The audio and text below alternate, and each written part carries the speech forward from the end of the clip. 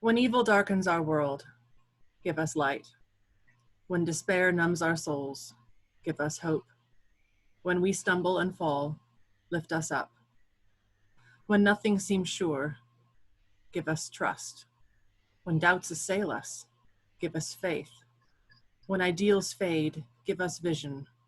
When we lose our way, be our guide, that we may find serenity in your presence and purpose in doing your will.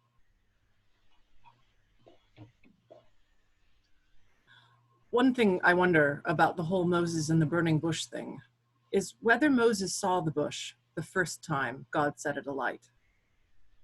The Moses from my childhood was a super astute fellow whom God called because of his inherent worthiness. That Moses bears little resemblance to the figure I encounter now as an adult reading the scripture.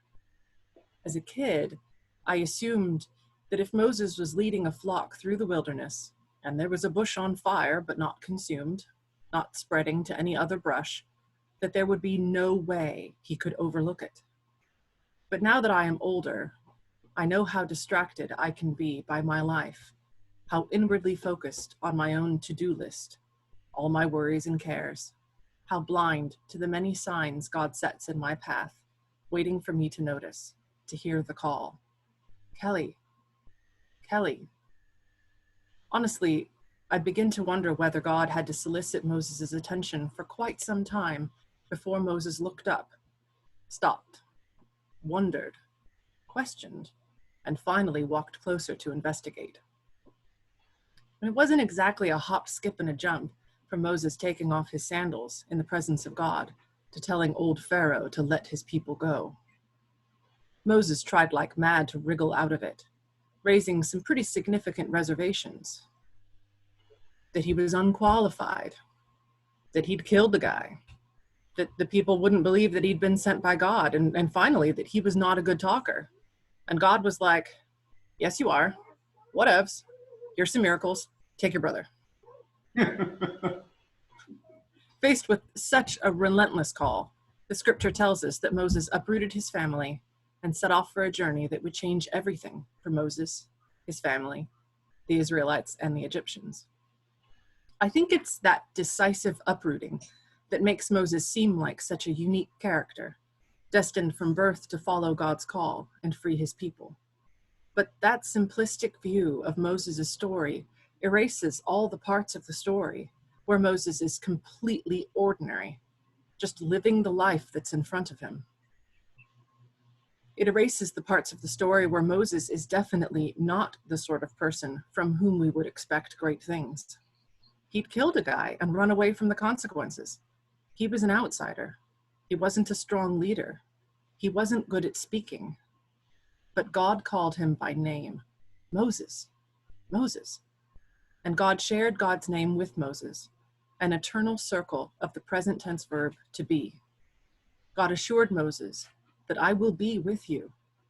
When that wasn't enough, God equipped Moses with the tools he would need to convince the Israelites and Egyptians alike. When that still wasn't enough, God arranged for Aaron to join Moses in his quest. Finally, Moses ran out of objections.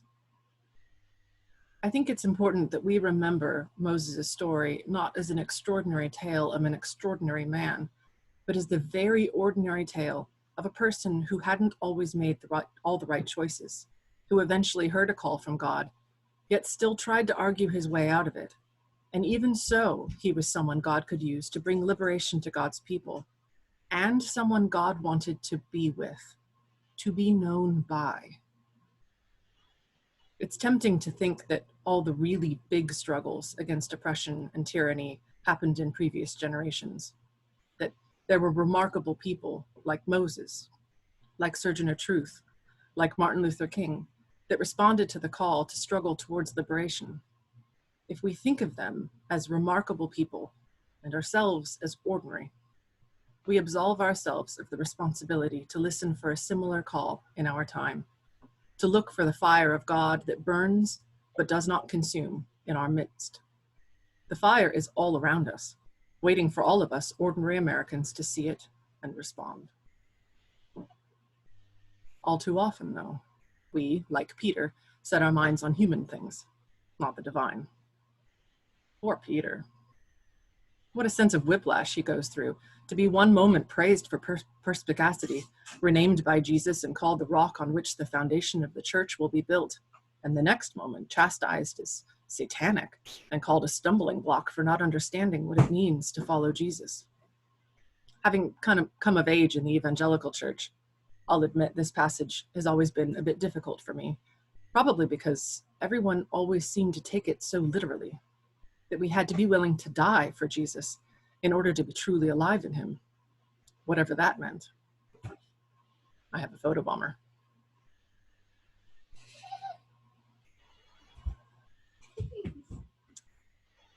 I tell you what, guys. Oh, anyway.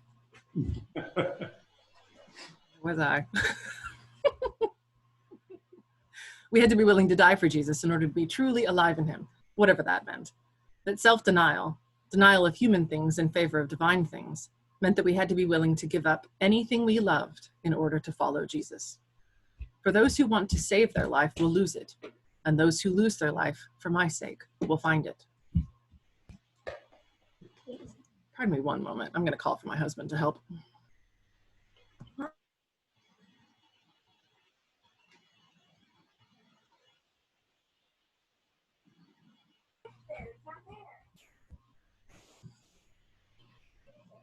I've not been away from them for like 5 months. It's been terrible. Anyway.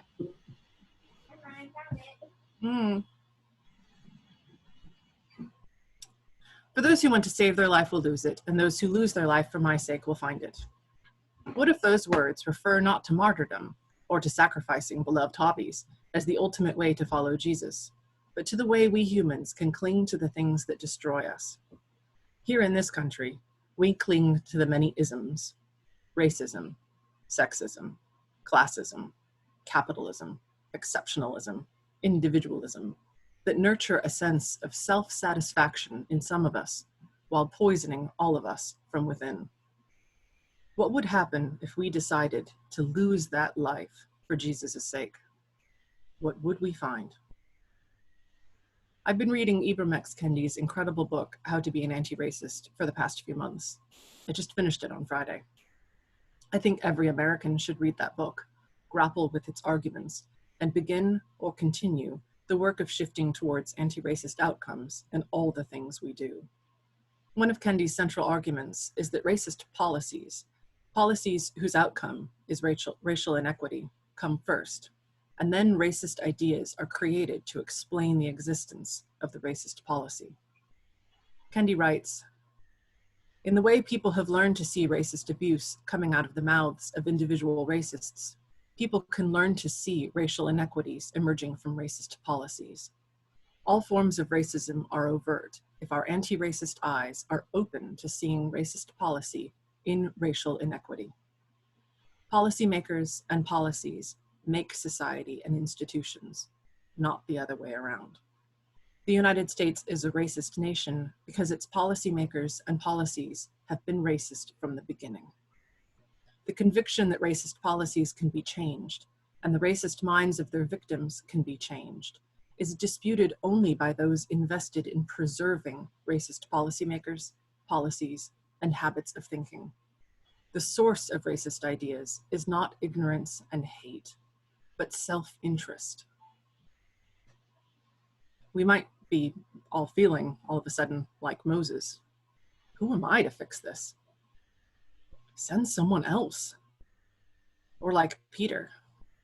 Oh, seriously? That's what you meant by follow me? And that's okay. I think there's a reason the scripture includes Peter's and Moses' less than stellar initial reactions to their call. After all, the work of their ministry, the work of all of our ministry, involves a lifelong striving towards God, towards liberation and life. It's like parenting that way, made up of all the ordinary things we do and leave undone every day, rather than a single, extraordinary, defining moment. The question we face today, the question we face every day, is what does it mean to follow Jesus in our time, in our world? The gospel tells us this in the abstract: self-denial, self-sacrifice. If we want an exhaustive list of what it means in concrete terms, Paul's got us covered.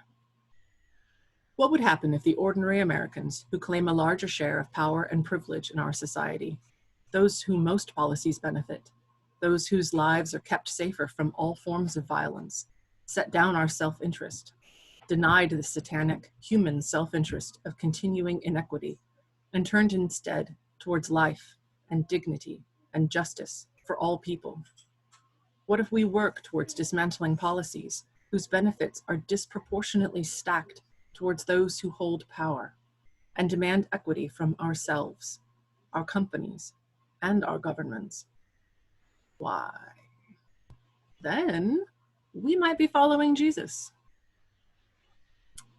Thanks be to God.